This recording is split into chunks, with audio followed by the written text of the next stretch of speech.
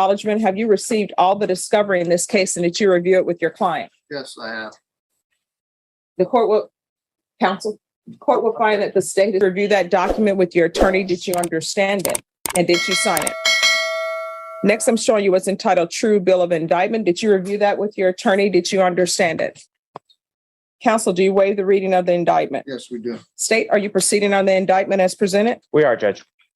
Next, I'm going to show you what's entitled Court Admonishments and Defendant's Waivers and Affidavit of Admonitions. Did you review that document with your attorney? Did you understand it? And did you sign it in all the appropriate places? Okay, I need you to speak up. Yes, Your Honor. All right. Did you understand by indictment you're charged with harassment of a public servant? That's a third-degree felony. The range of punishment is anywhere from 2 to 10 years in prison and up to a $10,000 fine. Did you understand? Yes, Your Honor. If you have a plea bargain agreement with the state, the court does not have to follow your plea bargain agreement.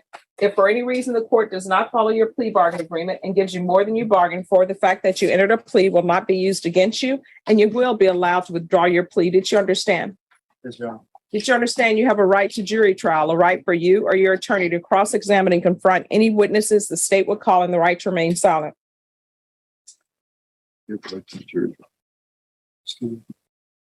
You're giving up that right. Yes, ma'am. All right, let me ask you that question again. Did you understand you have a right to jury trial, a right for you or your attorney to cross-examine and confront any witnesses the state would call and the right to remain silent? Did you understand? Yes, Your Honor. Did you understand by entering this plea bargain agreement you were giving up that right? Yes, Your Honor. And did you intend to give up that right and enter into a plea bargain agreement in this case? Yes, Your Honor. Did you understand if the court were to grant your application for deferred adjudication, if for any reason your deferred adjudication were revoked, the court could find you guilty and sentence you up to 10 years in prison and up to a $10,000 fine? Did you understand? Yes, Your Honor. Counsel, has your client been able to provide you with any defenses? Yes, Do you believe he has a rational as well as a factual understanding of the charges against him? yes, I do. Do you believe he's currently competent and was legally sane at the time of the offense? I do. Mr. Nino, has anyone threatened you, coerced you, or placed you in fear to get you to enter this plea? No, ma'am. Has anyone promised you anything other than the plea bargain agreement? No, ma'am. Are you satisfied with the way you've been represented? Yes, Your Honor. Are you a U.S. citizen? Yes. Court will find that defendant has knowingly and voluntarily waived his right to jury trial. Showing you the plea bargain agreement, did you review that with your attorney? Did you understand it? Yes. According to the plea bargain agreement, there's a $500 fine. State recommends deferred adjudication.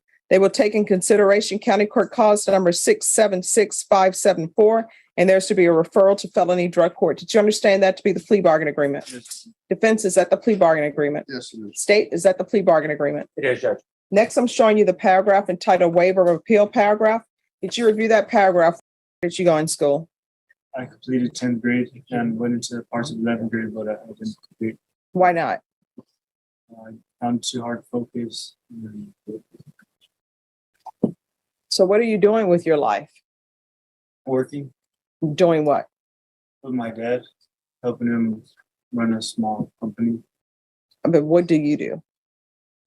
Because some people say they work with their parents and actually their parents are just being kind. They really don't do anything.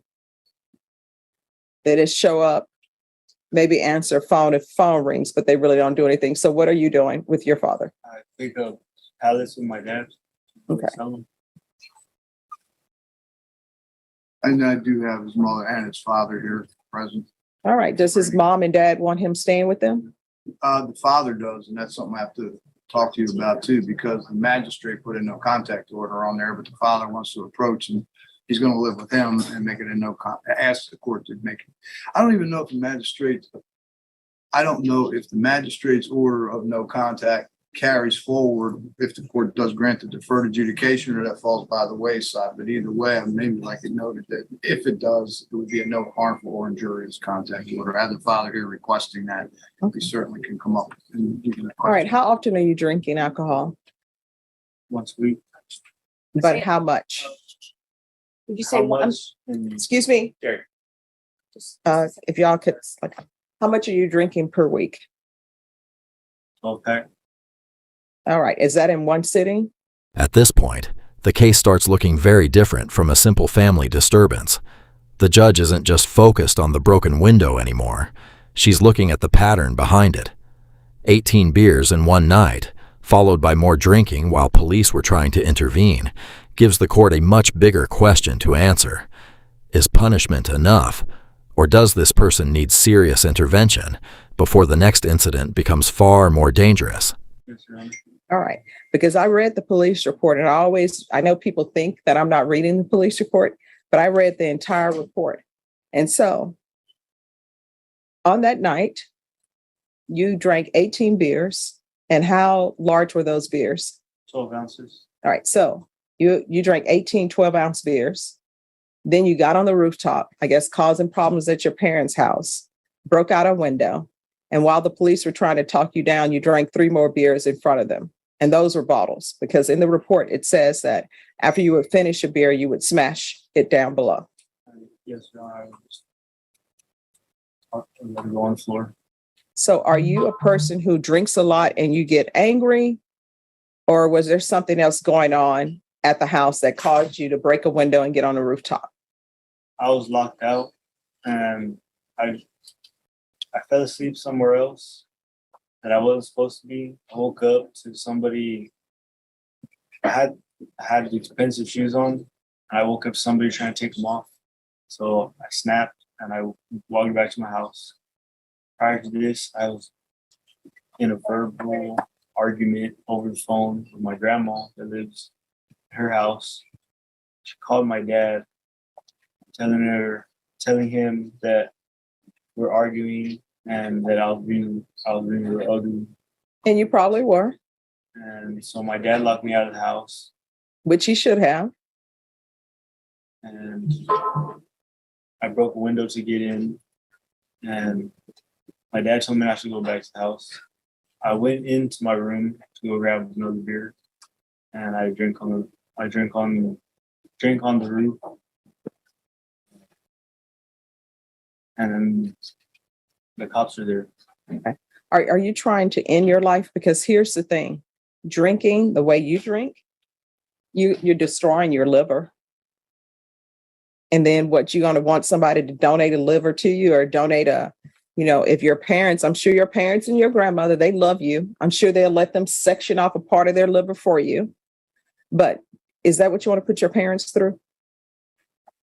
No, And I'm going to tell you right now, you owe an apology to your grandmother, because one, how old is your grandmother? sorry, my aunt answered the phone. I had an argument with my aunt. How old is your aunt? She's 39. And how old are your parents? 39. All right. So, and where does the grandmother come into play in all of this? Because I called her phone, because she told me if I ever need to talk to somebody, to call her. So I called her. She didn't answer. Yeah. Well, I mean, you can call your grandmother, but don't call your grandmother intoxicated. A lot of times people will call their grandparents, and you know why they're calling them? Because they think they'll let them do what their parents told them they could not do. You should not be calling your grandmother, disturbing her, and calling her intoxicated. You understand? Yes, yeah. You should not be at your parents' house causing them problems being intoxicated. You understand? Now, who's paying for the window that was broken? I don't know. My dad. Yeah. And see, did your dad break that window? No. You should be paying for that window. Your father should not be paying for that window. The judge has now moved beyond the incident itself and is addressing what she sees as the bigger problem: accountability. Instead of allowing the family to simply absorb the consequences, she's putting responsibility directly back on Anthony. The broken window has to be paid for, employment has to change, and the family can't keep making life easier for him. This is where the court's approach becomes much more personal. And Mr. Piker, there seems to be some enabling going on here. So I'm going to put an end to that. You're going to get a job, and your job is not going to be working for your father. You're going to get a job, not with your father. Do you understand? Yes, sir. Now, when you're off from work, and Dad, if you need him to help you out to work off the fact that you're paying for the window that he broke, then you will work for your father for free to work that off. You understand? Yes, sir. All right. Does anyone want to call the parents to see if they want him staying with them? Yes, I'd like to call Mr. Nino and Mrs. Nino. All right. So if you could step to the left over here, please. All right, Mr. Nino, can you raise your right hand for me? Do you solemnly swear or affirm the testimony you give will be the truth and nothing but the truth, so help you God? All right, you can lower your hand if you could state your name for the record. Anthony Nino. All right, defense. Mr. Nino, you've expressed the desire to me that if the judge should grant Anthony Jr. here probation of any type, that he come live with you. Is that correct? Yes, sir. Now, when he was arrested, the magistrate put on a no contact order. You're aware of that? I wasn't aware of it. I just found out when y'all let me know. Okay. Well, when I let you know, then I was aware. okay. And then when I told you that, you said, "But he's going to be living with me. What are we going to do about it?" Yes. And what did you ask me to do about it? If I could get the no contact removed, because my son, that's where he was staying before. And like I told him, he'll always have a room there in the house. When the magistrate put the no contact order on there, you didn't ask for it, No. and you weren't aware of it. No. And has there been any problem between you and your son since this time? I mean, yeah, not really. I mean, we both good, but nothing too dramatic. He's been in jail, right? Huh? He's been in jail for most of the time. I mean, nothing, like, there's never been no big conflict there, you know? That's why I was surprised when I saw that. Do you have any fear of your son? Oh, not at all. Are you worried that he might cause you any harm? Not at all. And you're asking the judge to at least, if not get rid of the no contact order altogether, to make it a no harmful or injurious contact order so he can Yes. live with you. Yes, sir. That's it. Nothing from the state, right? All right. So do you have alcohol in your home? No, not at all. All right, so here's the thing. If I allow him to stay with you, you see what his issue is. So to help him out, there cannot be any alcohol in the home. And I know that you're not on probation, your wife's not on probation, but if there's alcohol in the home, guess what? He's going to end up drinking because that's where he is in his state of sobriety or lack thereof. And he's not going to be allowed to work with you. Do you understand? Yes, ma'am. Now, I did let him know that he needs to pay you for that window that he broke.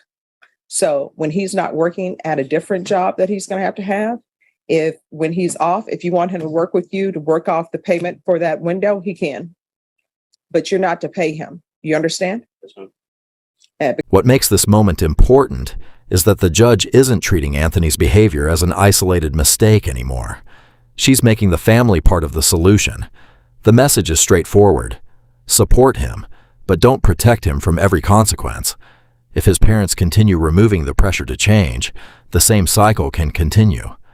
The court is now trying to change the environment around him, not just punish the incident.